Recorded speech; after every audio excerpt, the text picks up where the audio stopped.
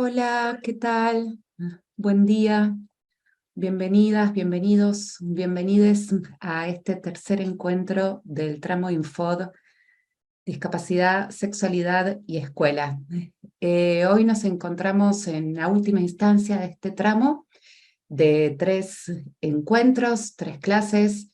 La idea es que hoy podamos un poco hacer zoom y acercarnos a algunas problemáticas que dejamos sugeridas en el segundo y en el primer encuentro. Y antes de ir directamente a nuestros temas de la clase de hoy, que es la clase de cierre, estábamos interesadas con las compañeras en hacer un resumen muy sucinto o traer algunas cositas de las clases anteriores para poder ponerlas un poco al servicio de los temas de hoy.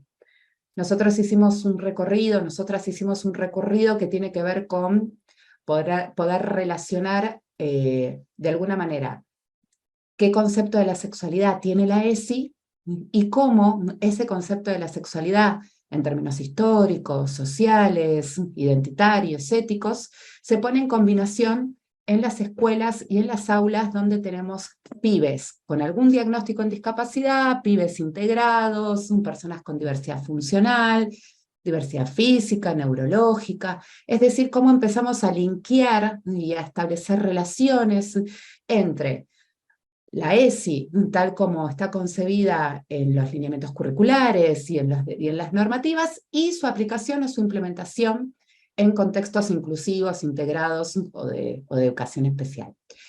Recordamos que un poco lo más sorprendente de alguna manera de este tramo es que tenemos más de 10.000 inscriptos, inscriptas. Esto significa que la relación entre sexualidad y discapacidad empieza a ser algo que los profes empezamos a discutir cada vez más profundamente, o que estamos necesitando, o que necesitamos espacios de discusión y de formación para poder pensar la discapacidad en la escuela. Este tramo se ofreció para todas las modalidades, por ende es muy importante que participen en el chat y podamos enriquecer ese chat con la perspectiva y la mirada de las diferentes modalidades del sistema y por supuesto a nivel nacional. Así que una vez más están todos invitados, invitadas a participar activamente del chat, a retomar lo que las invitadas y nosotras hoy podamos establecer sobre los objetivos de la clase de hoy, a dar sus perspectivas, comentarios, preguntas. Nosotras vimos que en la primera clase hicimos un trabajo con las láminas, para las láminas que son, la lámina y el desplegable que son para educación especial. Hicimos un trabajo que tiene que ver con la prevención del abuso sexual hacia las infancias y adolescencias con discapacidad. Mostramos ese material, quisimos dar cuenta de cómo este material ya tiene un cierto marco de accesibilidad que nos permite directamente empezar a explorar su implementación en las aulas. Esa experimentación, esa implementación de ese material siempre tiene una dimensión exploratoria, ensayística, por eso de alguna manera los invitamos a utilizar ese material, a apropiárselos, a hacerlo suyo y que sean ustedes mismos quienes puedan también planificar con ese material y poder abordar los contenidos de la ESI. En la segunda clase trabajamos específicamente cuestiones de autonomía en relación a la discapacidad intelectual. Y ahí la compañera Judith hizo hincapié en algunos elementos que también son muy importantes para hoy. Por un lado, la Convención de los Derechos de las Personas con Discapacidad, que es un marco de derechos que nosotros tenemos que empezar a incorporar y enlazar con el conocimiento del resto del marco del derecho con los que estamos comprometidos. Y por otro lado, en ese rescate o en esa importancia de la convención, estuvimos haciendo un poco de zoom, un poco de acercamiento en cuestiones relativas a accesibilidad y la diferencia entre edad cronológica y edad del diagnóstico. Todos los contenidos que trabajamos son los contenidos para el nivel en el que están nuestros estudiantes. La ESI no tiene contenidos curriculares para educación especial, y esto es porque los mismos contenidos curriculares son para todos los niños y todos los adolescentes del país, según su nivel y edad. Bueno, atendiendo a estas cuestiones y a la posibilidad de poder pensar también nuestro encuentro de hoy como una invitación más a hacer una reflexión sobre nosotros mismos, sobre nuestras formas de mirar, las relaciones entre los pibes en el aula, sobre nuestras formas de ver la discapacidad, sobre nuestras formas de ver la diversidad, sobre nuestras formas de ver la sexualidad.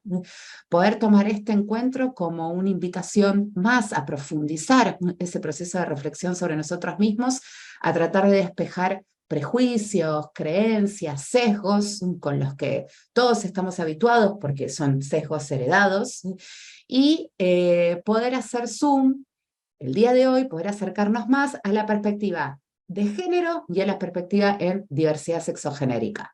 Eso van a ser a grandes rasgos los dos ejes de nuestro último encuentro de hoy. Ahora le quiero pasar la palabra a nuestra compañera Grace, que va a darle la bienvenida a nuestra invitada de hoy. Y bueno, bienvenidos y bienvenidas a todas las personas que ya se conectaron. Hola Grace, buen día. Hola, buen día a todos. Bueno, vamos a presentar a Analía para este tercer encuentro. Analía Lacuaniti es psicóloga, es sexóloga clínica, es educadora sexual y trabajó en el programa de ESI y pertenece a ACES, que es la Asociación Argentina de Sexología y Educación Sexual, y a SOMOS, que es el Centro de Investigación e Intervenciones en Género, Diversidad y Masculinidades del NOA. Así que bueno, Analía, estamos muy contentas con este presente. Bueno, muchísimas gracias. Buenos días todos, todas, todes.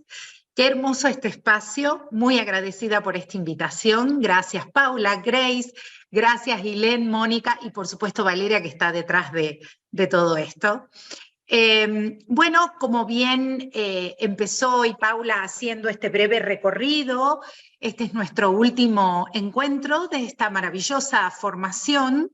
Y vamos a adentrarnos a trabajar la sexualidad primero en nosotros y en nosotras.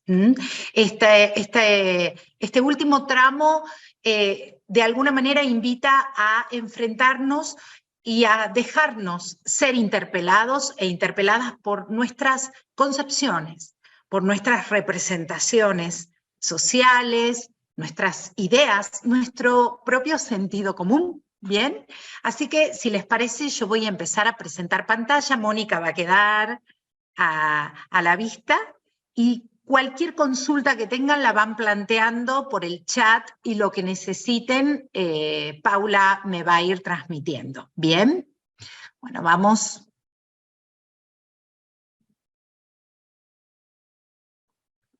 Ahí está. Mónica, ¿se ve?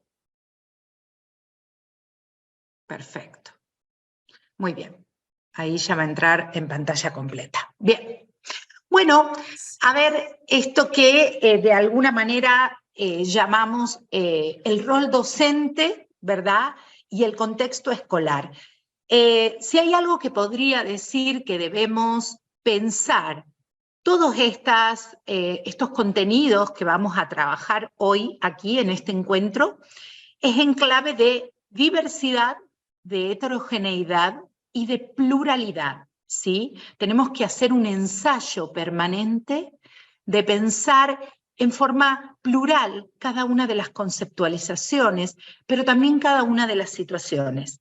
Hablar de sexualidad, hablar de discapacidad, nos enfrenta permanentemente a ese desafío, a deconstruir categorías, a tratar de salir de ese pensamiento dicotómico que nos ha llevado siempre a pensar en lo que está bien o está mal, lo que es normal o anormal, ¿sí? Y debemos tratar de pensar en clave de intervenciones o ideas que se aproximen a lo saludable, a lo beneficioso para la persona y al entender la singularidad y la diversidad que nos lleva a pensar cada una de estas categorías. Por eso, empezando, ¿no?, esta primera puerta de entrada, la ESI, que es justamente pensarnos nosotras y nosotros. Y lo que me parece importante es empezar a hacernos preguntas más que a buscar respuestas. Generalmente, por supuesto, hacemos este tipo de capacitaciones o de formaciones buscando respuestas, buscando herramientas. Pero aquí hoy voy a invitarlos y a invitarlas a pensar primero algunas preguntas, porque esto es importante para poder avanzar en la medida, ¿no es cierto?, en que nos interpelamos, nos pensamos a nosotros y a nosotras, y buscamos como nuevas respuestas y nuevas preguntas a nuevas soluciones. Creo que ese es el camino para poder avanzar. Y claramente preguntarnos más o interpelarnos y dudar sobre lo que pensamos, si es lo adecuado o no, genera ansiedad. Por supuesto que sí. Genera incertidumbre, ¿sí? Porque nos mueve estructuras, pero lo que debemos tener en cuenta es que solo moviendo esas estructuras vamos a poder progresar. Algunas de estas preguntas tal vez tengan que ver primero con qué consideramos, ¿no? ¿Qué es la sexualidad? ¿Qué es lo primero que se nos viene a la cabeza? ¿Cómo pensamos la sexualidad de las personas con discapacidad? ¿Qué imaginario social envuelve al tema de la discapacidad, a las representaciones sociales sobre el género y a esto que les decía en un principio, a nuestro sentido común o al sentido común que circula en nuestra comunidad? Entonces, también una pregunta que creo que es importante hacernos es ¿por qué estoy haciendo esta capacitación, no? ¿Es necesaria para mi práctica profesional? ¿En qué me beneficiaría yo? Bien, con esta formación. Así que, bueno, vamos adelante y vamos a ver si podemos cada uno y cada una ir dándose sus propias respuestas para poder empezar a transformar esta mirada, ¿no es cierto?, que siempre ha sido tradicionalmente binaria y nos ha cerrado en una opción A o B. Y todo lo que sale de eso está por fuera de lo normal. ¿Cuál es el objetivo entonces de la ESI? Fíjense que la sexualidad, entendemos, ¿verdad?, que forma parte de todas las personas y por supuesto también de las personas con discapacidad. Y como todas las sexualidades, esta también se educa. Por eso no da igual si se habla o se calla, ¿sí?, si se abordan ciertos temas y otros no, o con qué tono hablamos de la intimidad, de las relaciones sexuales o del cuerpo. ¿Qué pasa, no es cierto?, si se da algunos significados en relación a ciertos valores y no a otros? Como es evidente, nosotros queremos caminar en la dirección de contribuir a que los chicos, las chicas, los niños, las niñas, los adolescentes aprendan a conocerse, aprendan a aceptarse y que las expresiones de su deseo, su erótica, su emocionalidad, sus afectos, que estos sean fuente de satisfacción y no de problemas. Es la misma dirección que quisiéramos para todas las otras sexualidades, ¿verdad? Si pensamos en algunas y en otras. También esta ESI va en consonancia con un objetivo fundamental, que es el desarrollo en todas las áreas de esta persona, en la búsqueda de su autonomía y de su autodeterminación. Y es importante pensar en que esto tiene que ver con una autonomía moral, en el sentido que pueda ser entendida como ese espacio de reservado, íntimo, que todo sujeto merece, sin restricciones, para la acción voluntaria, ¿no?, de la persona. El valor de la autonomía se basa en el supuesto previo, ¿no?, de una capacitación, de información para poder accionar con un comportamiento libre y autodirigido. Por lo tanto, esta idea se apoya en la imagen de una persona moralmente libre. Pensamos también que buscamos que la persona con discapacidad se integre al mundo de lo normal, entre comillas. ¿Y por qué no usamos a la sexualidad también como un elemento de identificación que es tan indispensable en nuestra sociedad? Pensemos en este sentido en la vestimenta, adecuada a la edad de niñez o adecuada a la adolescencia, en una vestimenta que tal vez tenga que ver con la moda, en una vestimenta que identifique a esa persona con sus pares también. ¿Por qué no pensamos en la habilitación de ciertas actitudes que tienen que ver con la seducción, con el mirarse al espejo, maquillarse, sonreír, sentirse mirado o mirada, es decir, con la expresión de sus emociones, de sus deseos, la vergüenza, el pudor, el deseo de ser tenido en cuenta por otro, la risa nerviosa, ¿sí? Y fíjense, finalmente, es importante cuando pensamos en la ESI, ¿no?, que muchas veces hablamos de los chicos y las chicas con discapacidad como si fueran un paquete cerrado, sin diferencias. Como si todos los chicos y las chicas con discapacidad tuvieran solo aquellas diferencias que tal vez traen de la mano según, ¿no?, si es una discapacidad física, sensorial, intelectual, pero no nos detenemos en la singularidad de cada persona, en la historia de vida, en el contexto desde el cual vienen, en las oportunidades que han tenido para su desarrollo. Entonces, finalmente, ¿qué es lo que propone, no es cierto, esta ESI, ¿no? Es poder pensar que en la escuela, ¿no es cierto?, tenemos tanto un currículum visible, ¿no es cierto?, escrito, pero tenemos un currículum oculto, que está por debajo, subterráneo, que permanentemente nos da mensajes sobre el género y sobre la capacidad, ¿sí?, sobre dos grandes constructos teóricos que determinan nuestra forma de pensar lo normal, lo saludable, lo adecuado. Entonces, debemos empezar a visibilizar esa trama, ¿no?, a ser conscientes de que esto debe salir a la luz para poder cambiarse.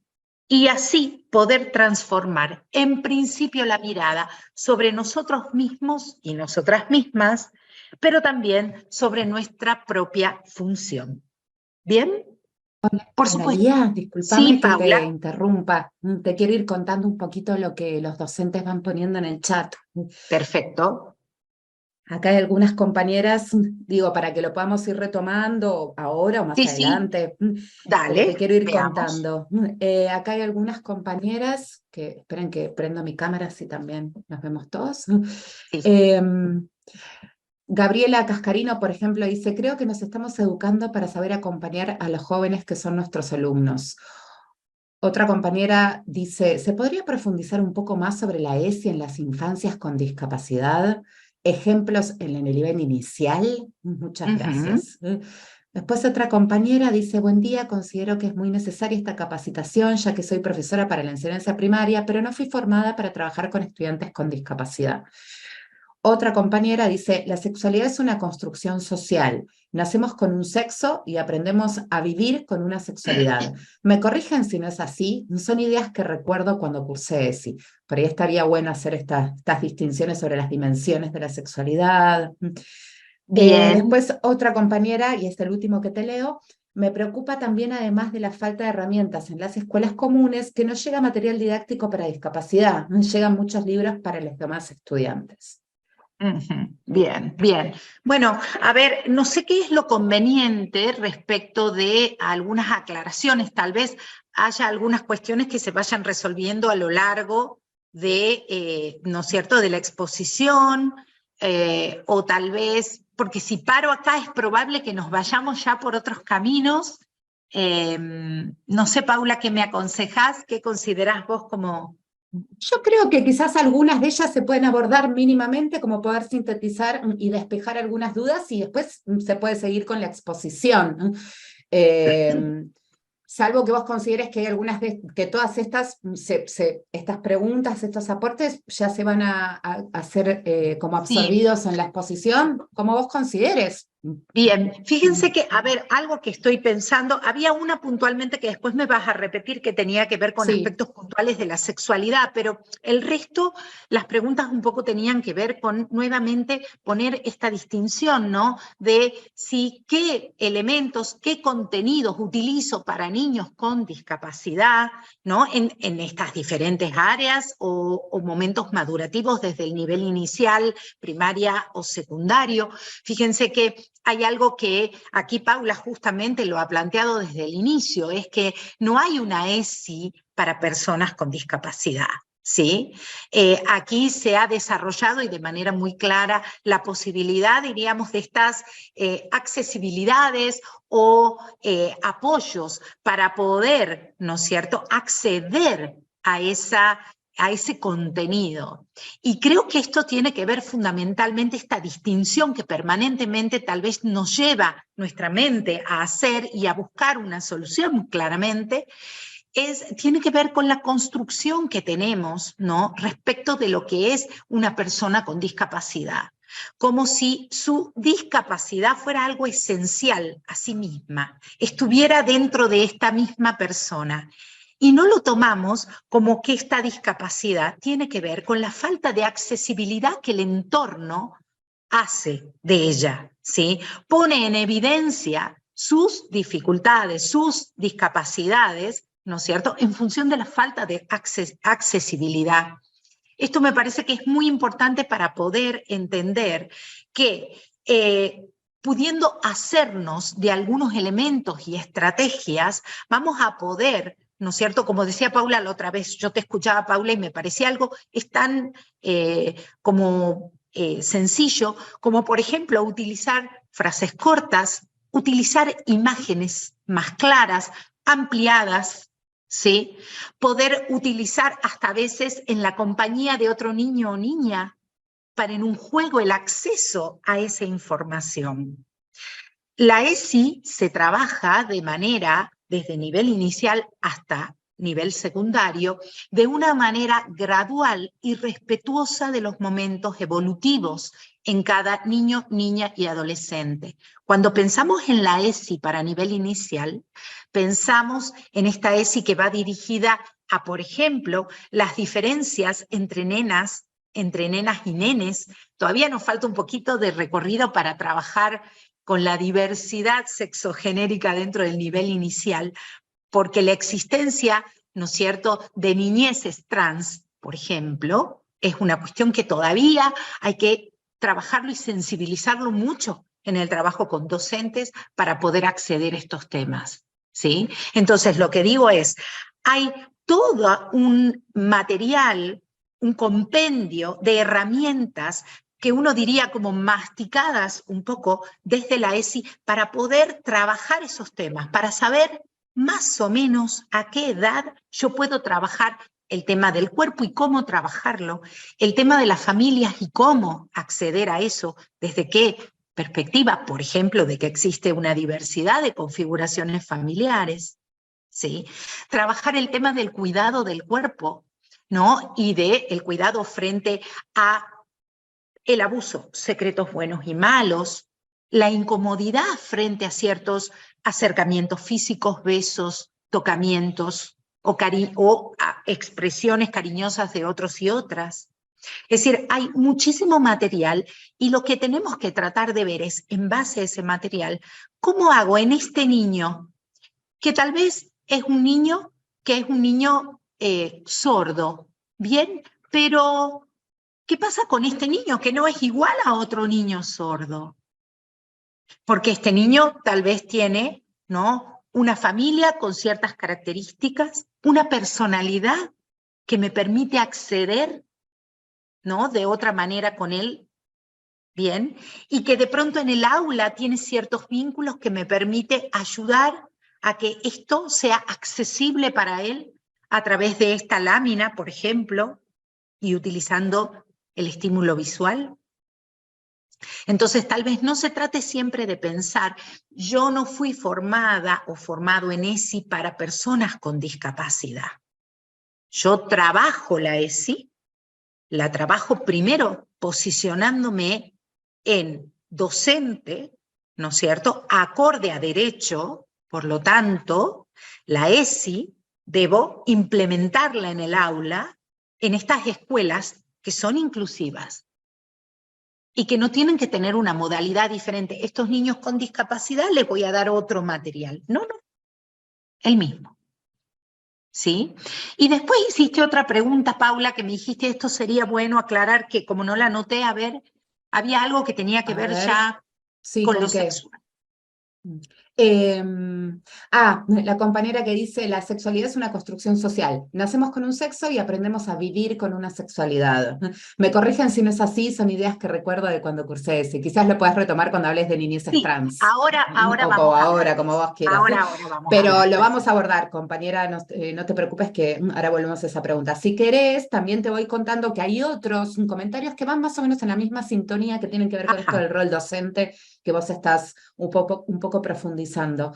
Por un lado, hay compañeros y compañeras que dicen que no se habla de niños con discapacidad en las jornadas de ESI cuando ellos se forman, ¿no? Aparece como un contenido diferente, específico. Aunque no haya una sexualidad específica y no haya lineamientos curriculares específicos, en las jornadas de ESI que se van instalando en las escuelas, las niñas con discapacidad aparecen como otros. ¿Cómo romper esa idea de otredad, no? ¿Cómo desarmar un poquito la idea de que hay una otredad ahí? Me gustaría recordar también para todas las personas que están participando en el chat que las formas correctas de nombrar a las personas con discapacidad es esa, personas con discapacidad. Las formulaciones alternativas que conozcamos en general o pertenecen a modelos de la discapacidad anteriores a la Convención de los Derechos y al paradigma de derechos, como personas discapacitadas, no utilizamos esas formas de nombrar porque tienden a construir la discapacidad como identidad de la persona, como problema individual deshistorizado. Y le damos la bienvenida a la convención en el sentido de poder dar cuenta del carácter social de la discapacidad. No es un problema del cuerpo individual de las personas, sino que es un problema de funcionalidad ligado al entorno y al contexto. Si podemos modificar entorno y contexto, la discapacidad no es un problema. Poder empezar a machacar sobre este asunto, repetirlo, profundizarlo, es muy importante para poder también intercambiar estrategias entre las diferentes modalidades, ¿no? Después hay otras preguntas, Ana, que tiene que ver con... Bueno, acá hay compañeras que están diciendo, por ejemplo, no es necesaria una formación aparte para trabajar con personas con discapacidad intelectual. Se trabajan los mismos contenidos realizando las configuraciones necesarias para cada niño o niña. Parece que este comentario de esta compañera es bien rico como para sintetizar algunas otras preguntas que seguramente también van a seguir apareciendo. Buen día, quería saber dónde está el material de ESI y discapacidad porque no llegué a escuchar, gracias. Todos esos materiales los vamos a encontrar si googleamos recursos ESI. El primer link son los materiales del Ministerio de Educación con todos los materiales de ESI publicados hasta el momento, que incluyen las láminas y el desplegable para educación especial. Recursos ESI. Adelante, Analía. Muy bien, muy bien. Continuamos entonces. Bueno, esperen aquí que estoy acá, compartir. Bueno, muy bien. Continuando entonces con estas puertas de entrada que hablábamos, ¿sí? Se ve ahí, ¿verdad, Paula? Perfecto, se ve. Perfecto. Bueno, continuando con estas puertas de entradas y estas preguntas y este objetivo, ¿no?, de la ESI en la revisión de estos conceptos que sostienen nuestra práctica. Yo recién pensaba, ¿no? La ESI habla de una educación sexual para el alumnado, pero no aclara o por lo menos no pone en evidencia que es también para el alumnado de aquellos niños, niñas y adolescentes con discapacidad. Y yo pensaba dos posibilidades: o se los está tomando como otro grupo que aquí no compete la capacitación, no le compete a esta capacitación, o estará tomado dentro de los niños, niñas y adolescentes, ¿sí? En donde no es necesario en todo momento hacer alusión a su discapacidad, ¿no es cierto?, o a la situación de discapacidad que están atravesando, porque lo que sí es cierto es que en las personas con discapacidad vemos que el estigma hace que se pierda su identidad, ¿sí? Pareciera que deja de ser un niño de 5 años porque es un niño con discapacidad, o pareciera que deja de ser un adolescente porque es un adolescente con discapacidad. Y eso es lo que tenemos que desandar y destrabar en nuestra cabeza. Bueno, continuando con estas cuestiones, diríamos, vamos a iniciar, y esto tiene que ver con la pregunta que decía la compañera respecto de la sexualidad, ¿no? Como que tenía que ver con una cuestión de una construcción social. Y fíjense, yo he tomado como 3 elementos para poder pensar a esta sexualidad que nos compete a todas y a todos, y que es muy importante tener elementos teóricos para poder revisar estos prejuicios, estas ideas que tenemos que debemos desandar para poder encontrarnos con la diversidad, la heterogeneidad y la pluralidad. Y esto tiene que ver con un concepto que es que la sexualidad es un hecho. Cuando decimos es un hecho, quiere decir que está ahí, está ahí, en todo sujeto, en todo ser humano. Y este concepto les voy a dar el autor, que se llama Efigenio Amezúa, por si lo quieren leer, que es un sexólogo español, perdón, y él habla del hecho sexual humano. A mí me gustó mucho este marco teórico porque de alguna manera da algunos elementos, por supuesto. Todas las teorías siempre pueden revisarse y hay que revisarlas a la luz del enfoque de género, son a veces teorías de otros momentos históricos, pero a nivel pedagógico me pareció como muy claro para poder entender la complejidad, ¿no?, de este hecho sexual humano, que justamente lo que plantea es que las sexualidades humanas son un suceso ineludible, es decir, ningún sujeto humano puede dejar de ser sexual. No se elige ser sexual, ser una persona sexuada. Entonces, Efigenio Amezúa plantea que las personas vivimos estas 3 realidades de forma conjunta, y se trata de qué realidades: la sexuación, que tiene que ver con las estructuras, lo biológico, las hormonas, los genitales internos y externos, ¿sí? Todo lo que tiene que ver con lo que se llama el sexo gonadal, cromosómico, eso biológico, eso que se constituye durante la gestación, ¿no? Pero después viene la sexualidad, que tiene que ver con las vivencias, con la identidad, cómo me siento como sujeto sexuado en esta sociedad, en una sociedad en donde me presenta 2 modelos posibles de ser, hombre o mujer, y que si mi género no coincide con este sexo que tengo, y que se me asignó al nacer un género acorde a ese sexo, es decir, un bebé tiene pene, se dice es varón, pero entendemos que la identidad de esa persona no siempre está ligada a la genitalidad, y esa persona se siente una mujer o se siente una persona no binaria. Entonces, aquí aparece un elemento en relación a cómo va construyendo su identidad, que tendrá estas vivencias únicas, ¿no?, singulares de su historia, que le pueden haber hecho más simple, más sencillo, más amable, ¿no?, su construcción de su identidad sentida. Y en otros casos no. Una sexualidad vivida con mucho dolor, ¿no?, con mucha negación por parte del entorno. Entonces, lo que debemos entender como la palabra sexualidad, que tiene que ver con la vivencia, con cómo me siento, ¿sí? ¿Qué identidad me representa? Y finalmente, la erótica, que tiene que ver con la expresión. ¿Cómo expreso, ¿no?, esto que soy? ¿Cómo puedo expresarme a través no solo de los genitales, sino de mis deseos, de mis afectos? Porque la expresión de la erótica, plantea Efigenio Amezúa, tiene que ver con la conexión con el otro, ¿sí? Entonces, fíjense que nosotros tenemos aquí, diríamos, algo que es fundamental y que toma en cuenta la ESI, ¿no?, que es entender a la diversidad como parte de este hecho sexual humano. una diversidad que tiene que ver tanto como la forma de ser, que tendría que ver con esas estructuras, de vivirse, que tiene que ver con la sexualidad, y de expresarse, que tiene que ver con la erótica. Por lo que trabajar por una educación sexual integral es trabajar por el respeto a la diversidad en todos sus sentidos. Esta sexualidad que hoy nos lleva a pensar a veces en el límite de que si la sexualidad en la persona con discapacidad es diferente, tiene que ver con la diversidad, con entender que la sexualidad no es de una sola manera.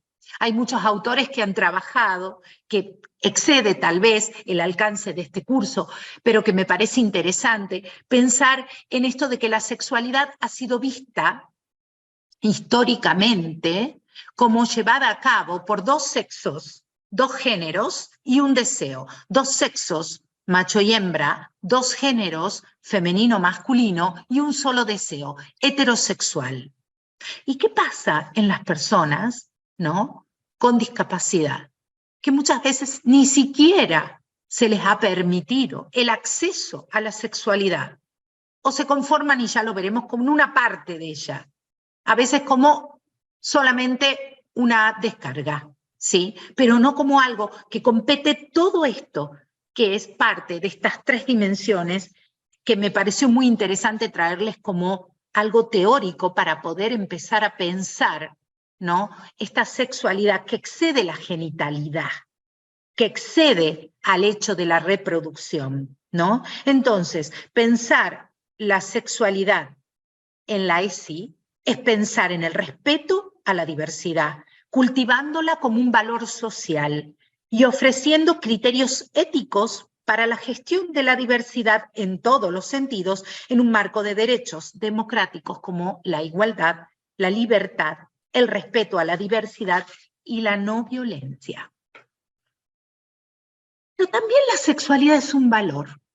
Fíjense, recién veíamos es un hecho, pero es un valor. ¿Y qué quiere decir esto? Qué raro, ¿no? Porque uno dice, pero claro, es un valor, es algo valioso, es algo que cuidamos.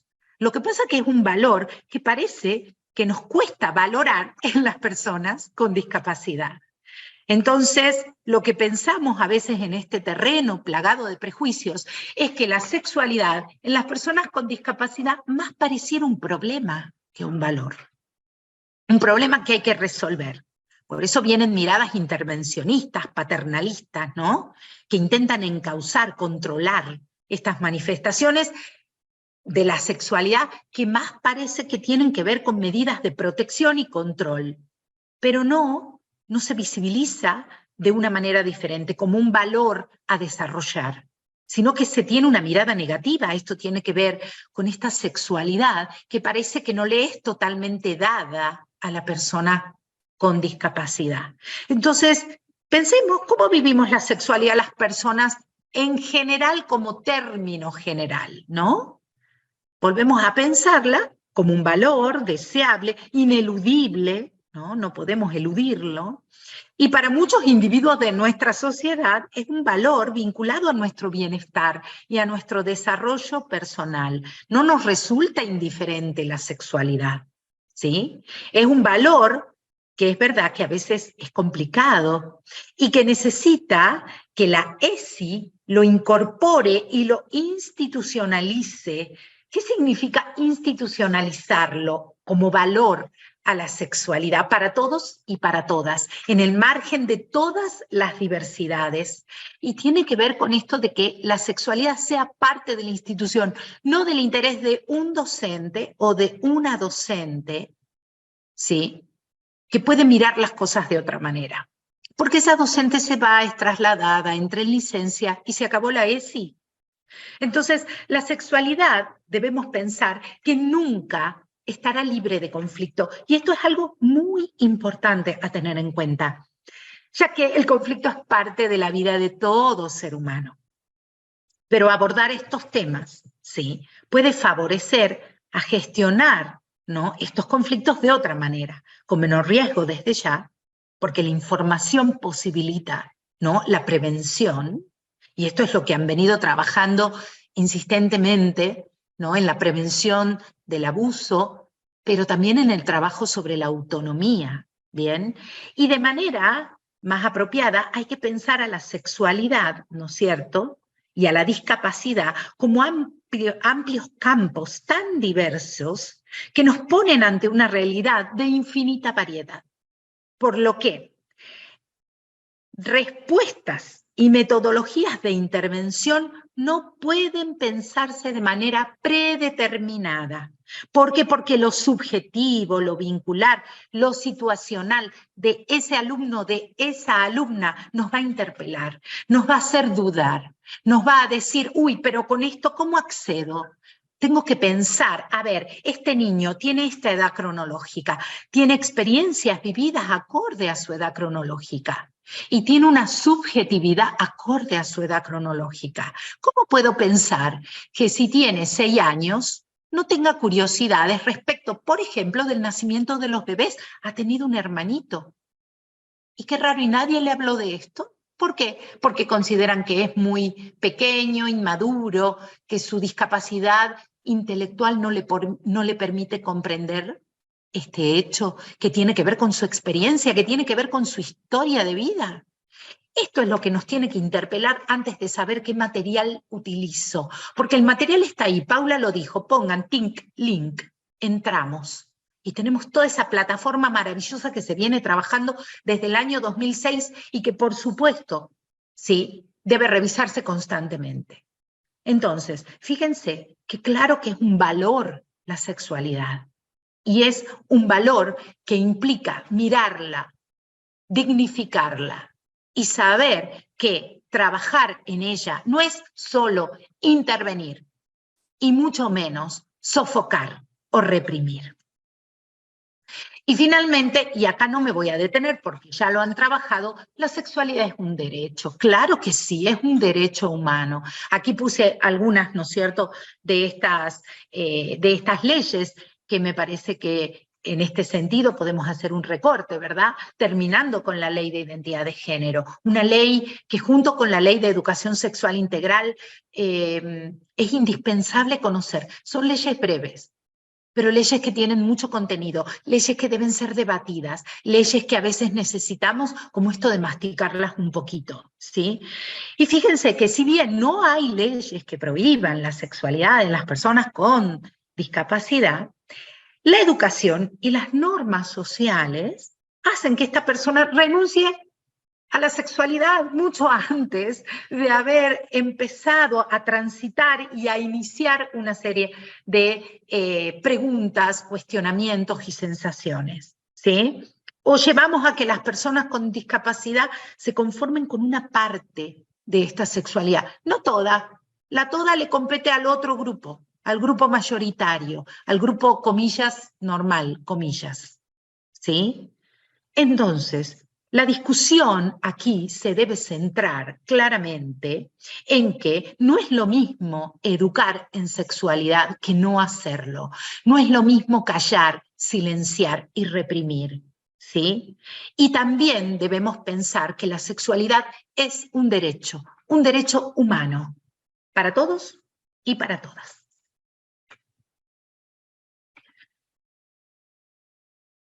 Antes de pasar a esta otra, diríamos, como otra dimensión de trabajo, Paula, ¿habrá alguna pregunta que vos quieras plantearme del chat?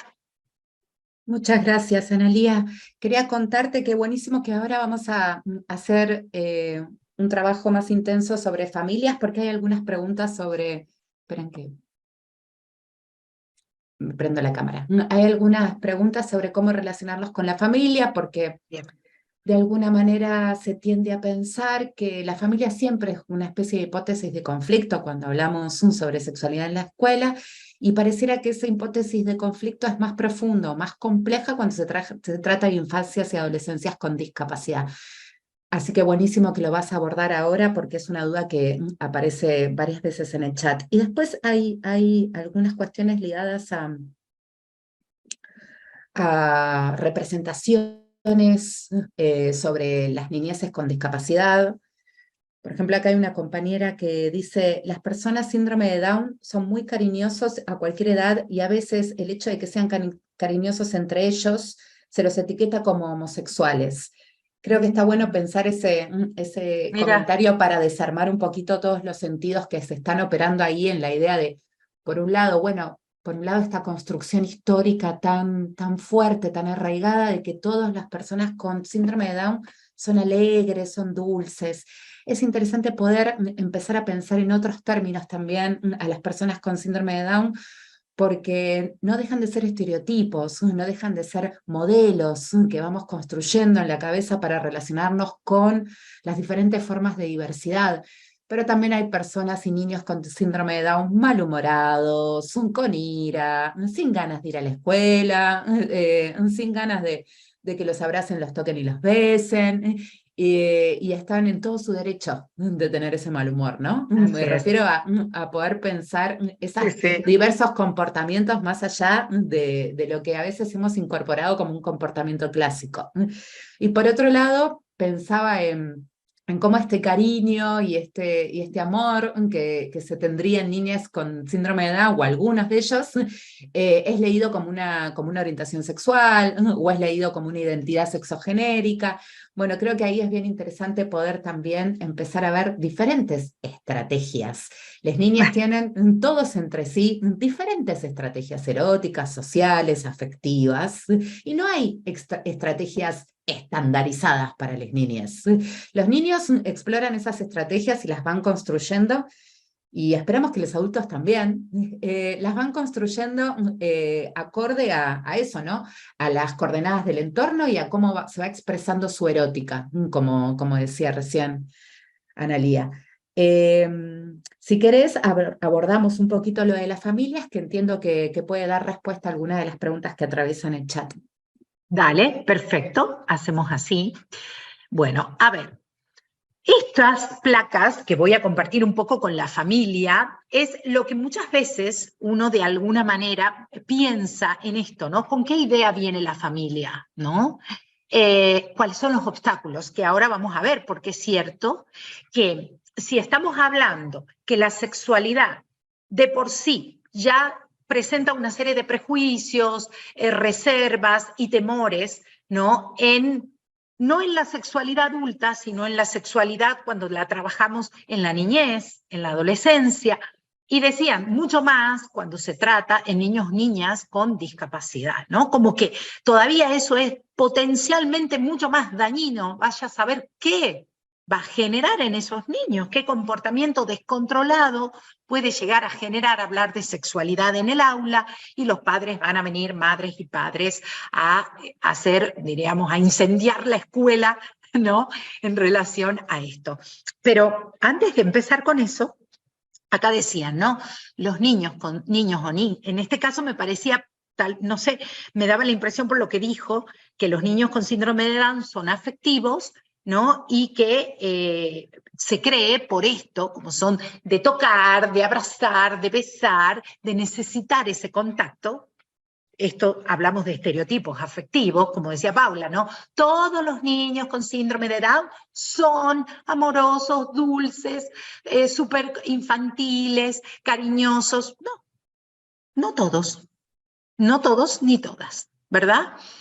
Acuérdense que estos estereotipos nos ayudan a hacer como expectativa, ¿cómo son tales? Listo, grupo homogéneo cerrado, los chiquitos o chiquitas con síndrome de Down son así, listo, eso es lo que puedo esperar de este grupo. Y cuando decimos, no, ese grupo es heterogéneo, ¿no? Ese grupo puede ser diverso, en muchos sentidos eso genera un poco de ansiedad. ¿Se acuerdan esto de sacar las estructuras? Genera ansiedad, angustia, temor, ¿no? ¿Cómo controlo entonces eso si son diferentes? Y después decían, estos niños con síndrome de Down tan afectuosos, pareciera que también se los ve como homosexuales. Acá hay un estereotipo de lo sexual, ¿no? ¿Quién está habilitado a tocar? ¿Qué cuerpos tocar? ¿Quiénes con quiénes? Porque si hay mucho abrazo, mucho beso, son dos varones, acá hay homosexualidad. Fíjense cómo de pronto en estas apreciaciones que muchas veces tenemos, basadas en estereotipos afectivos y sexuales, nos llevan a sacar conclusiones y a poner etiquetas, que ahora vamos a ver de eso. Entonces, Familias y escuelas. Familias y escuelas, un matrimonio a veces muy bien llevado y a veces mal llevado. Creo que una de las cuestiones más complejas para estas dos tan importantes instituciones en las infancias es poder hacer de los problemas un problema común, de las intervenciones una mirada común, de las preocupaciones una preocupación común. Generalmente tienden a excluirse o a culpabilizarse mutuamente la escuela y la familia frente a las diferentes dificultades que se puedan presentar. Entonces, uno de los primeros obstáculos que aparecen, ¿no?, es pensar el cuerpo de estos niños. Cuando uno piensa en sexualidad, piensa en cuerpo, ¿no? ¿Y qué pasa en la familia, no? Esto, a ver, yo creo que esto es familia y escuela, ambas, ¿no? Pero aparece este cuerpo del niño con discapacidad, ¿no? Que es un niño que sufre, o es un niño que es una bendición porque gracias a él o a ella mi vida ha cambiado, o es objeto de terror, de compasión. Hay muchos autores que trabajan esto. ¿Cuáles son esos idearios que envuelven al cuerpo de la persona con discapacidad? Los niños y las niñas con discapacidad están muy alejados del placer porque no pueden gozar, ellos sufren. Y tenemos a ver una mayor tolerancia, a verlos quejarse o incomodarse por a veces si tienen alguna problemática motriz. Esta cuestión a veces al cambiarlos, al intervenir en ese cuerpo, toleramos su sufrimiento, pero no el goce. No que ese niño, niña o persona con discapacidad muestre placer, ¿no?, en el momento que supongamos que necesiten un apoyo a nivel de la higiene personal, ¿no? No toleramos el goce, el placer, sí el dolor, porque esos cuerpos están hechos tal vez para padecer. Entonces, si bien las personas han entrado hace siglos, obviamente, en el registro de lo humano, fíjense que seguimos preguntándonos qué hacer con su sexualidad, como si fueran otros, son los otros, los diferentes, ya sea por temor, ¿no?, a despertar ciertas cuestiones, o temor a dañarlos, o temor a no saber e intervenir de una manera inadecuada, siempre a hablar, pensar o intervenir de alguna manera con lo que esa palabra refiere, ¿no?, pero estar en relación a ese otro con un cuerpo con discapacidad y que pueda vivir sus deseos, pareciera que resulta peligroso, ¿sí? Entonces, ¿de qué sexualidad estamos hablando? ¿Hay una única sexualidad para todos y todas? ¿O hay una sexualidad para las personas con discapacidad? Bueno, claramente no hay una sexualidad para las personas con discapacidad, ¿sí? Lo que sucede es que esta es una manera tal vez de pensarlo, seguramente ustedes también tendrán algunas ideas, algunas cuestiones que se van preguntando, ¿no? Y lo que probablemente suceda es que la sexualidad de las personas con discapacidad es irrelevante para el proyecto social. Es un cuerpo incompleto, es un cuerpo asexuado, es un cuerpo que se le pone el estigma de la discapacidad sexual. Y quien porta ese estigma, como dije recién, parece perder su identidad social. Deja de ser quien es, deja de ser un niño, deja de ser un varón o una mujer, ¿sí? Deja de ser un adolescente para ser una persona con discapacidad o, mal dicho, un discapacitado, ¿sí? ¿Y qué hacen los estigmas? Bueno, van formando la base de los estereotipos. Nos ponen las expectativas sobre esas personas, es decir, hacia dónde esperamos que esa persona vaya. Según su discapacidad, es lo que vamos a esperar de ella. Entonces, estos estereotipos, prejuicios, ¿sí?, son la base de la discriminación. ¿Bien? Entonces, fíjense acá, qué interesante esto, es la cuestión de la discapacidad, ¿no?, que nos lleva a pensar en estos estereotipos. Son angelitos, no son deseados, por supuesto, ni deseantes. No recuerdo el nombre de la profesora que estuvo la vez pasada, pero ella habló, ¿no?, sobre todas estas construcciones en relación a los prejuicios. Por eso no me voy a detener en esto, pero fíjense que lo que sí podemos decir, englobar como en dos grandes momentos. En un tiempo, estos estereotipos, que serían las etiquetas, los prejuicios, que son las opiniones que se van formando, y la discriminación, que serían las conductas y comportamientos que llevamos a cabo como consecuencia, llevaban a pensar antes a las personas con discapacidad como sexualmente peligrosas, sátiros. Y ahora, como sexualmente en peligro, víctimas. Pero nunca sujetos deseantes, nunca agentes de su propia sexualidad, ¿sí? Por eso, los obstáculos que se ponen en juego en relación a la familia son muchas veces proyecciones de los propios obstáculos que tenemos en nuestra función. ¿Sí? Entonces, suponemos que la familia piensa que esos niños y niñas no entienden. Entonces, ¿para qué explicarles? ¿Y para qué hablar de estos temas? Que en ellos opera fundamentalmente la impulsividad. Por lo tanto, ¿para qué poner en juego estos temas que pueden llevar a conductas impulsivas, obsesivas, compulsivas sobre lo sexual que sea difícil frenar? Y nuevamente, los ponga en riesgo. Porque muchas veces se piensa que hablar de estos temas va a incitar, ¿no?, para que esto genere un desborde y lleven al acto cosas, ¿sí?, que de otra manera, si nadie les hubiera hablado, no lo hubieran hecho. Pero ojo, que este estereotipo también se produce, o este prejuicio también opera en todas las infancias y en todas las adolescencias. Siempre hubo y hay mucha resistencia a la educación de la sexualidad, justamente por esto.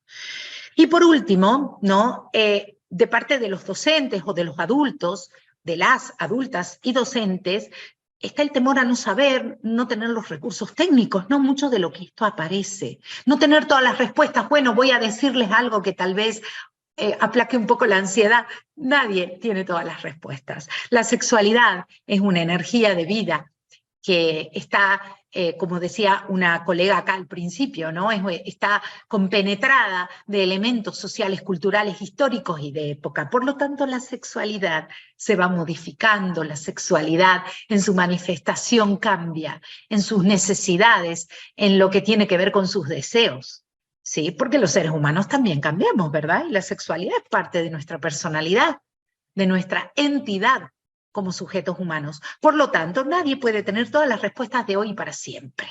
Esto es una construcción, y en lo colectivo se encuentra la calma, en la posibilidad de poder intervenir, pensar o desarrollar estrategias, estos recursos que nos permitan la accesibilidad de esa persona a ese contenido, es lo que nos va a dar calma. Bien, y por último aparece, este es el gran cuco, al temor a la reacción de la familia, a la falta de acuerdos, consensos, etc. Ahora, lo que les puedo decir es que claramente no va a haber unanimidad en ninguna escuela, ¿no? Es como si pensáramos un tema y pensemos que todos los padres se van a poner de acuerdo con ese tema, y toda la escuela con sus docentes y personas que trabajan se van a poner de acuerdo. Claramente que no.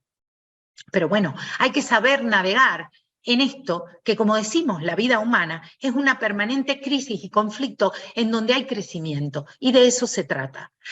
Ahora, lo que sí les cuento por experiencia propia, cuando estuve trabajando en la ESI, es que este gran temor se disipaba cuando justamente se trabajaba con las familias, y la gran mayoría de las familias mostraba curiosidad y necesidad de saber sobre la temática y del trabajo en conjunto para con los niños y niñas en las aulas. ¿Bien?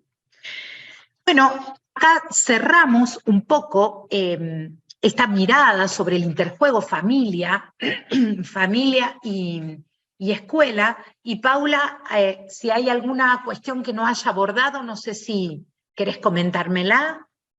Bueno, te cuento un poquito, Analía, algunas otras preguntas y intercambios que se han dado en el chat. Ahí prendo mi cámara. Bueno, El intercambio de chat tiende a ir para el lugar de la necesidad que tienen las familias de recibir algún tipo de ESI. Me parece que vos dejaste muy claro ahí que la relación con las familias, que es siempre compleja, siempre complicada, no es que nosotras les enseñamos ESI a las familias, sino que a las familias les explicamos qué es lo que vamos a hacer, cuáles son los contenidos que vamos a tomar, de qué manera los vamos a trabajar, porque siento a veces, vos lo dejaste muy claro, que en el rol docente, a veces que estamos justamente tratando de implementar la ESI, muchas veces sucede que entonces pareciera que el actor familias es en realidad el primer actor de la ESI, el primero con el que tengo que dialogar, al menos imaginariamente, para después planificar en función de las necesidades del grupo. Y es importante desarmar un poco esta conexión. Los pibes son los que tienen derecho a la educación sexual integral. Con las familias dialogamos, nos explicamos, pensamos juntas, pero no son el sujeto de la ESI. Entonces, poder desarmar esas conexiones nos va a empoderar un poco como profes para poder implementar la ley. Después, Paula, sí. si me permitís, en función de eso y como para afianzar esto que vos estás planteando, fíjense que es muy importante pensarlo así. La ESI es justamente la educación sexual integral que se da en las escuelas para hacer una plataforma común, una base para todos los educandos, ¿no?, en nuestras escuelas de nuestra sociedad, teniendo en cuenta fundamentalmente a niños, niñas y adolescentes como sujetos de derecho, pero entendiendo también, ¿no?, que por su edad todavía, desde ya, están necesitando de la estructura familiar que pueda garantizarles estos derechos, ¿sí? Pueda acompañarlos y acompañarlas en su desarrollo pleno. La escuela tiene que combinar, acordar junto con las familias la importancia de estas intervenciones para beneficio de este hijo / alumno, hija / alumna. Es decir, que es muy importante trabajar aquí, ¿no?, en la coordinación con la familia. Allá al principio, cuando hablábamos de la ESI, entendemos que la familia es la primera institución, ¿sí?, que brinda una formación en sexualidad, con sus propios valores, con su propia historia, con sus creencias religiosas. La escuela garantiza que esos conocimientos sean acordes a la ley, ¿sí? Por eso es importante el trabajo coordinado con la familia, la invitación a las familias a que sean parte de esto, que no quedan excluidas, que lo que ellas hacen, dicen o son, no es que está mal, ¿sí?, pero deben entrar en conocimiento de cuáles son los derechos de sus hijos, hijas e hijes, y ser parte, como hablábamos en un principio, de esta situación que arme una plataforma común. Por eso es muy importante el trabajo que puedan realizar los y las docentes, de convocatoria, de invitación, no de exclusión, y no tal vez de una postura cerrada que muchas veces lleve a mayores tensiones. Creo que cualquier padre o madre, dentro de lo esperable, ¿no es cierto?, al poder tomar conciencia, entrar en contacto con esa información, ineludiblemente va a entender que esto es necesario, porque todo padre, toda madre, toda familia ven, ¿no?, pueden ver, mejor dicho, pueden ver las necesidades que tienen estos hijos e hijas hoy en nuestra sociedad. Entonces me parece que esto se trata de alianzas, de trabajar siempre anteponiendo al niño, niña y adolescente como sujeto de derecho. No sé, Paula, si querías plantear otra cosita, pues yo justo te corté ahí. Adelante, Analía, si querés, Bueno, seguí con tu exposición y en todo caso después te cualquier cosa interrumpo. después. Dale, Gracias. dale. A vos. Bueno, continuando aquí. Y aquí, ¿qué es un poquito en esta otra etapa de la presentación? Quería un poco trabajar algo que tiene que ver con la presentación de hoy, ustedes escucharon que yo como sexóloga, educadora sexual, estoy trabajando en Centro Somos NOA, que es un centro de investigaciones y de intervenciones acá en Tucumán. Este Centro Somos NOA, somos un equipo de colegas que trabajamos la diversidad sexual, trabajamos las nuevas masculinidades, trabajamos la cuestión, diríamos, de los géneros.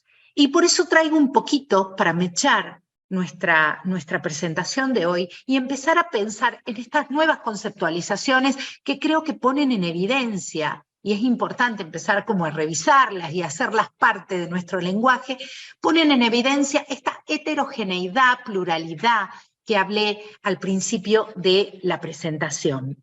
Entonces, una de las cuestiones, diríamos, es pensar a la diversidad funcional como este nuevo cuerpo teórico, ¿no? Como este nuevo concepto que de alguna manera hace ver a las personas, ¿no?, con discapacidad, que ya hemos hablado, que son la forma de denominar, ¿no?, la forma correcta acorde a la ley, ¿sí? Pero fíjense que la diversidad funcional, personas con diversidad funcional, hombres y mujeres con diversidad funcional, ha sido también una forma de autodenominación, ¿no?, por las mismas personas, que a mí me parece muy importante ponerla aquí, ¿no?, en evidencia, como esta forma de autodenominarse que representa a la vez un modelo teórico diferente, un modelo que no tiene a la enfermedad como eje, ¿no? Justamente lo que sí plantea es que es tal vez consciente de que hay un cuerpo diferente, que puede ser estructural o funcionalmente diferente, pero lo que sí también tienen claro es que hay una discriminación del entorno, ¿no?, que hace discapacitante a la persona. Entonces, el modelo de diversidad funcional como un modelo teórico nos interpela para pensar las nociones de discapacidad versus capacidad. Bien, y desde ya que hablar de personas con diversidad funcional tal vez no garantiza que inmediatamente, ¿no?, estas formas de pensar la discapacidad se extingan, ¿no? Pero sí es importante esta cosmovisión, una visión holística integrada. Y aquí viene, dentro de lo que es la diversidad funcional, también el pensar la diversidad sexual.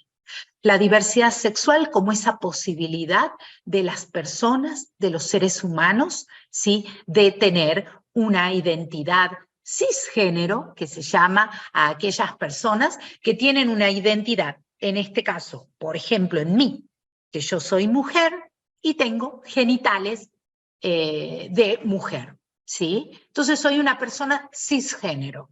Pero también existen las personas transgéneros.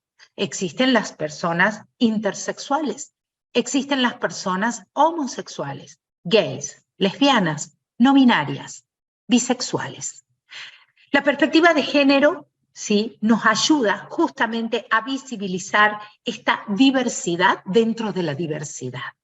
La perspectiva de género nos demuestra, son como unos lentes, podríamos pensar, y que nos ayudan esos lentes a ser conscientes, ¿no?, que nuestra sociedad está formada por un sistema de pensamiento que nos lleva a pensar que a un sexo hay un género, ¿no?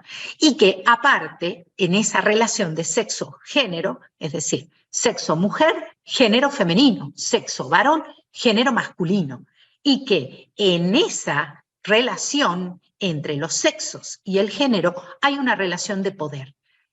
La perspectiva de género nos ayuda a ver eso, pero también nos ayuda a ver que en una sociedad hay sujetos dependientes de otros, ¿no?, y que están constituidas esas relaciones como condiciones históricas sociales. Entonces, es muy importante poder ver a través de los vínculos que visibilizamos donde hay relaciones de poder, en el lenguaje que utilizamos, que también da cuenta de esas relaciones de poder, en las estructuras familiares. Recién veíamos, ¿cómo hacemos si una familia dice, no quiero que mi hijo reciba ESI, porque no lo necesita? Por ejemplo, porque para mí es muy chiquito, ¿sí? Hay una ley. Y hay una situación de que es ese niño sujeto de derecho, y por encima de esa idea de ese padre o madre, ¿no es cierto?, debe hacerse respetar el derecho de ese niño o niña. Hoy por hoy no tendríamos en cuenta si una persona, supongamos que vamos al campo, ¿no? Y viene un padre y dice, no, mi hijo no quiero que venga a la escuela, no quiero que haga la secundaria, ya bastante con lo que tiene porque él se va a dedicar al campo. Y va a trabajar cuidando animales, no necesita más que saber un par de números. Ningún docente diría, sí, está bien, bueno, listo, sáquelo. No, hoy por hoy la escuela secundaria es parte de ese derecho de ese niño, niña y adolescente. Por lo tanto, acá cuando entran en conflicto, la supremacía es para el derecho del niño, niña y adolescente, como sujeto de derecho. Entonces, toda esta nueva mirada, ¿no?, nos hace ver, con la perspectiva de género justamente, que cada sujeto es singular, ¿no? Cada sujeto, cada niño, cada niña, cada adolescente va a ir, ¿no?, constituyendo su vida de acuerdo a una serie de experiencias. Y en relación a esto tiene la posibilidad de poder manifestar su identidad, porque todas estas experiencias van a ir organizando su identidad femenina, masculina o no binaria, pero también va a ir de alguna manera constituyendo su elección de objeto, es decir, su atracción sexual, su orientación sexual como persona heterosexual, homosexual, bisexual, pansexual, como hablamos de la pansexualidad en la actualidad, ¿sí? Su sexualidad y su deseo erótico. Todo esto debemos visibilizarlo, porque existe en todo ser humano, ¿sí? Y se va concatenando en una serie de procesos que justamente tienen que ver con esto que vimos de sexuación, sexualidad y erótica al principio, y el contexto sociocultural de este momento determinado. Aquí utilicé un poco de esta teoría de Sylvia Bleichmar. Ella era psicoanalista y, si mal no recuerdo, socióloga, muy interesante también, una autora si la quieren ir revisando. Y, a ver, esperen que... Ahí está. Uy, perdón. ¿Cómo pensamos entonces la ESI? Bien, después de todo esto que estuvimos viendo, revisando qué entendemos por sexualidad, qué pasa con los prejuicios, cómo operan, qué pasa con la familia, qué nos pasa a nosotros, ¿sí? ¿Cómo pensamos la ESI? ¿Como un adoctrinamiento? ¿Solamente con un enfoque de riesgo? Que hay que enseñar infecciones de transmisión sexual, problemáticas del abuso sexual en las infancias, solo como protección, o también pensamos a la ESI como un acceso a la información, como un acceso a la posibilidad del desarrollo del placer equitativo y del autodescubrimiento. Evidentemente, todos los recursos y las metodologías que tengamos solo van a ser posible aplicarse si reflexionamos, ¿no?, que a veces tenemos obstáculos. Y estos obstáculos, yo diría que se pueden visibilizar cuando rápidamente a nuestro pensamiento viene esto. Es fácil pensar que lo sexual, ¿no es cierto?, es algo peligroso, que es algo que se emparenta con el delito, con lo perverso, con el vicio, con lo que está mal, con una visión moralista. También nuestro pensamiento nos puede llevar a que es fácil creer que hay un solo modo de ver lo sexual, ¿sí?, y sentir que ese modo es el verdadero, por lo tanto, hay que imponerlo. Por ejemplo, que solo las personas que tienen un desarrollo físico, corporal, intelectual, sano, normal, ¿sí?, pueden tener sexo con otra persona, es decir, una relación sexual o un coito con otra persona con fines reproductivos. Solo eso está bien. Lo que esté por fuera de eso no estaría correcto. 2 hombres, 2 mujeres, una persona con discapacidad, con una persona que no tiene discapacidad. Todo esto hace que nuestro pensamiento nos lleve a ver a la sexualidad en la persona con discapacidad como un terreno inviable, y terminar eligiendo otros temas, capacitarnos en otras temáticas que nos resultan más urgentes, ¿sí? Entonces, pensar la sexualidad, tener en cuenta que existe primero un desarrollo psicosexual, es decir, que un niño o niña con discapacidad, desde que nace hasta que muere, tiene un desarrollo de su sexualidad, como todo sujeto humano, tiene un soporte biológico, posee comportamientos, los estímulos ambientales propios de estas generaciones también le llegan, posee una subjetividad y las emociones que se van integrando en un marco complejo, propio, individual, singular, que es necesario conocer para poder realizar acompañamientos favorables para su autonomía y su autodeterminación, siempre desde una mirada respetuosa de la diversidad, diversidad sexual, diversidad genérica, diversidad funcional y los derechos humanos. La sexualidad infantil claramente tiene características que la hacen diferente a las otras etapas de la vida, ¿verdad?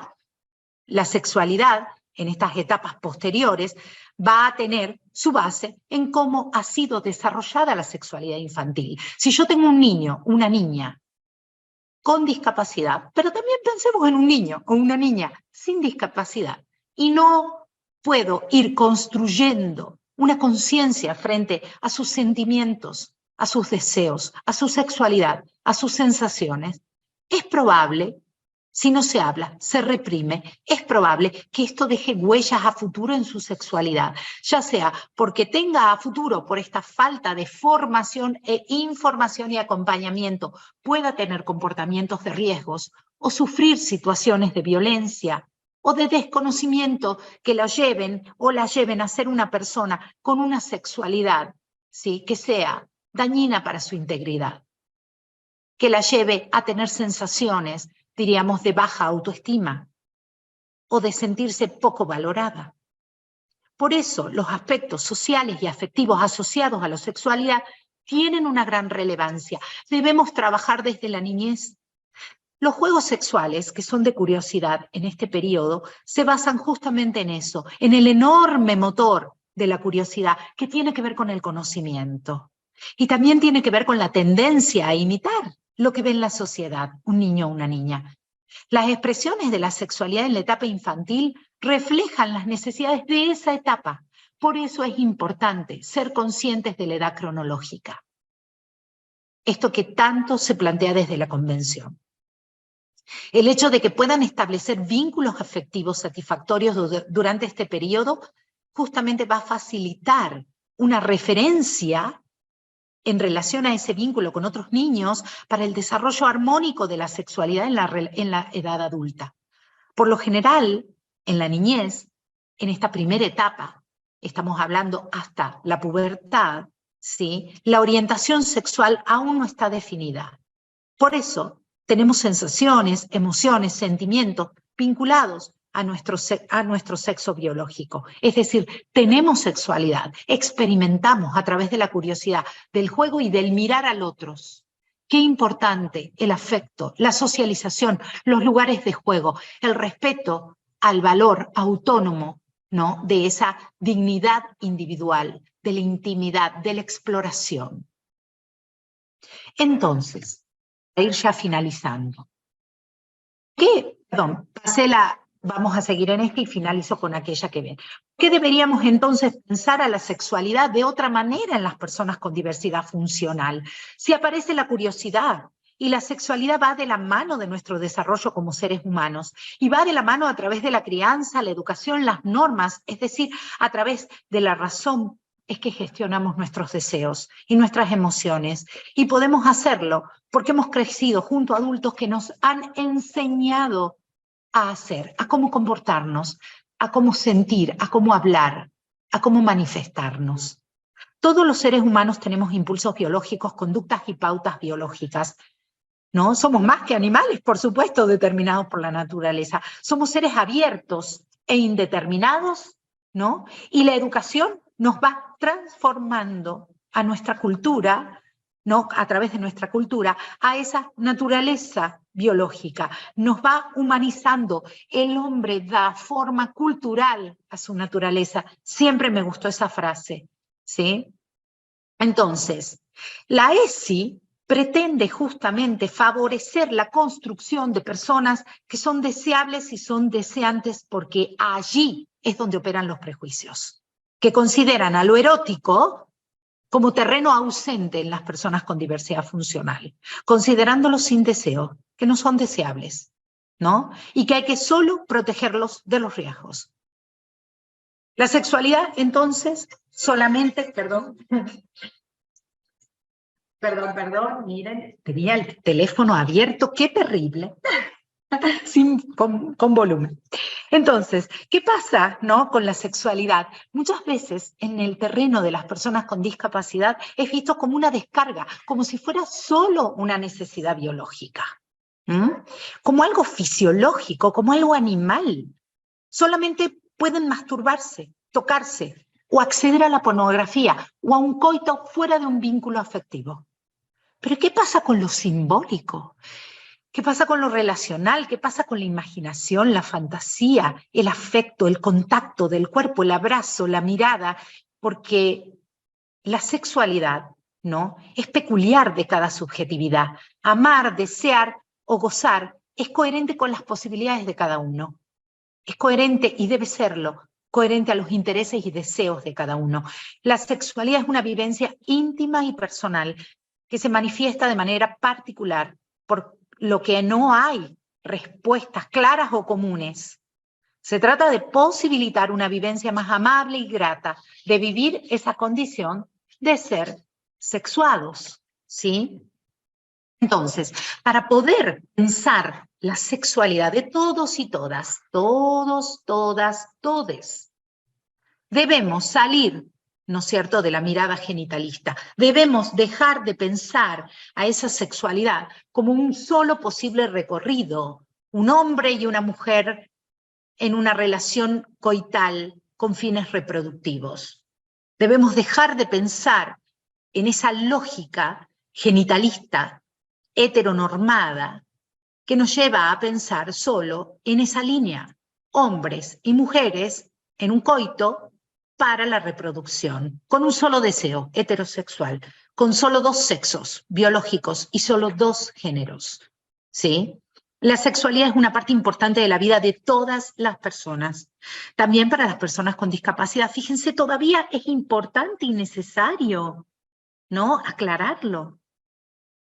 Lo que sí, ¿no es cierto?, las personas necesitan todas conocer y aprender sobre su cuerpo y sus genitales y su sexualidad, aceptarse como hombres y mujeres, como personas homosexuales, bisexuales, heterosexuales o transexuales, y sentir que las demás personas también les aceptan tal y como son. Entonces, expresarse a gusto con su intimidad y en las relaciones interpersonales es importante, sin sentir que esas conductas sexuales deben ser obligatorias o deben ser totalmente reprimidas. Por eso es importante la circulación de los afectos. Yo quiero recomendar acá un texto justamente de a quien tenemos presente, Paula Lucane, que habla de la importancia de la circulación de los afectos, ¿sí?, de este giro afectivo, de esta posibilidad de empezar a ver a la sexualidad en toda su integralidad, en todo esto que hemos venido haciendo en este intenso y necesario recorrido de estas tres formaciones. En la posibilidad de circular afectos, de expresar identidades y fundamentalmente de tener una mirada afirmativa sobre lo sexual. Es necesario entonces revalorizar lo afectivo. Debemos pensar que los estereotipos afectivos de estos que hablábamos recién, que rodean a las personas con discapacidad, son preconceptos y prejuicios que están asociados a preconceptos y prejuicios en relación a la sexualidad del colectivo de estas personas con discapacidad, que hace que solo las pensemos como cuerpos dolidos, cuerpos carentes y nunca cuerpos deseantes. Entonces, ¿en qué me beneficio yo como profesional, ¿no?, en capacitarme en estos temas? Quizás se trate de poner en marcha la mera posibilidad de empezar a dialogar más libremente sobre este tema de la sexualidad, aportando nuevas perspectivas y escuchando perspectivas de otros. poniendo en la mesa las dudas que vayan redefiniendo algunos de estos aspectos de la sexualidad en discapacidad. Lo que sí estamos seguros es que un abordaje sincero y abierto será más beneficioso para todos, para que visibilice la sexualidad como un valor en la vida de las personas con diversidad funcional. Bueno, aquí dejo de... Excelente. Muchísimas gracias, Analía. Me parece que fue una brillante exposición acerca de los derechos y de los deseos de las personas con discapacidad. Una pregunta, me parece hermosa, interesante, importante de plantearnos es, ¿qué deseamos y qué desean las personas con discapacidad? Más que cómo voy a implementar la ESI, dónde están los materiales, cómo voy a hacer para hablar con las familias. A veces cambiar el preguntario, cambiar la cajita de preguntas, claro. es una excelente estrategia para empezar a obtener respuestas de la propia realidad, digamos, para empezar a obtener respuestas de la propia realidad porque la empezamos a mirar diferente. Hay algo muy hermoso de bueno, muchas cosas de todas las que has planteado, que me parece que tienen que ver con esto de poder romper la idea de que nosotros, en tanto rol docente, nos tenemos que mantener como en esta tensión, ¿no? La idea de que para poder garantizar derechos, para poder ser instrumento de garantía de derechos, tengo que dejar de tutelar y autorizar y dar permiso a la sexualidad de los pibes. Garantizar derechos es en este mundo, o en este punto, perdón, estar como en otro lugar respecto de autorizar, permitir, dejar ser. No es esa nuestra función. No es que nosotros autorizamos sexualidades, permitimos sexualidades, sino que acompañamos sexualidades. Entonces, esto de poder pensarlo en términos de acompañar sexualidades, nos va a permitir hacernos otras preguntas, porque no hay recetas. Bien lo explicó la compañera en esta última clase, y también lo hemos retomado en la segunda y en la primera. No hay recetas. ¿Cómo hablo con las familias a nivel inicial? ¿En qué escuela? ¿Qué familias? ¿En qué contexto? ¿Qué entorno? ¿Qué pibes? No hay una respuesta a eso. Lo que hay es una entrada, una formación que nos va cambiando estas formas de mirar y que entonces nos va proveyendo de otras preguntas y nos va proveyendo así de otras respuestas posibles. Te cuento un poquito acá lo que las compañeras docentes y los compañeros docentes han un poco plasmado. Bueno, que muchísimas gracias por este trayecto que es sumamente inclusivo y formador, espectacular. Piden más bibliografía, piden bibliografía de Bleichar, ¿sí? ¿Estoy diciendo bien? Bleichmar, Sí, Bleichmar. sí. Se me confundió con otra autora que tiene un apellido parecido. Entonces, bueno, si podemos, seguramente revisemos ahora la bibliografía total que hay sugerida para este tramo. Si quieren podemos subir algunos textos más. Muchas gracias a todas las compañeras, muchas gracias Analí, excelente exposición, muchas gracias, súper clara. Bueno, todos en general muy contentos. Y también un poco, que apareció en el chat, esta idea de que, bueno, que la escuela tiende a reprimir el goce erótico de las niñas, tiende a cumplir esa función, a estar concebida desde ese lugar. ¿Cómo hacemos para empezar a pensar que ese erotismo que circula, que esas afecciones y afectos que circulan en el aula, no necesariamente tienen que ver no tienden a una sexualidad reproductiva, no tienden a una sexualidad heterosexual, no están destinadas a una forma organizada de erotismo no hay destino en sexualidad. Entonces, poder posicionarnos desde ese lugar, poder decir no hay sexualidad normal, cuerpo normal, es muy importante para justamente desarmarnos de ciertas preguntas que en vez de abrirnos nos van a cerrar. Preguntas de tipo, ¿cómo implemento la ESI en... Si uno quiere, googlea materiales, los va a encontrar inmediatamente. Ahora, ¿cómo lo implemento? Tiene que ver con qué preguntas me hago. ¿Cómo voy a plantearme las preguntas en relación a qué decir sobre sexualidad en la clase? Entonces, una pregunta interesante es, ¿cómo indago esas sexualidades? Una pregunta interesante es, ¿qué desean las niñas con discapacidad? Otra pregunta interesante es, ¿qué estrategias eróticas y afectivas tienen para relacionarse? ¿Cuál es la información y los lineamientos curriculares que tengo que abordar según niveles? ¿Cómo voy a hacer para pasarlo al lenguaje sencillo? ¿Cómo voy a explorar esto con las familias? Suelen ser preguntas que abren y que permiten, a su vez, que nosotras y nosotros podamos poner en crisis, en duda, desnaturalizar, revisar nuestras propias representaciones. No sé si querés cerrar, Ana. Bueno, la verdad es que la sensación que tengo siempre, más allá de que disfruto mucho de estos espacios, uno solo lamenta no poder verse, pero bueno, 10.000 personas sería muy difícil poder vernos. Pero la sensación que tengo, más allá de este placer inmenso, es de que se me abren muchas más ideas. Ay, podría tirar esto, pero se abren, es decir, uno tira, viste, como una gotita y ¡puf! Se dilatan miles de círculos. Lo único que sí quisiera decir, antes que nada, cada uno y cada una desde su lugar, que este es un tema que nos interpela a todos y a todas. ¿Sí? Está claro que es un tema a veces que nos puede llevar a quedarnos quietitos otra vez, a no volver a pensarlo. Pero piénsenlo siempre como algo que va a ser beneficioso para la vida de cada uno de ustedes, no solamente para la función como docentes o en la función que estén a nivel profesional, ¿no?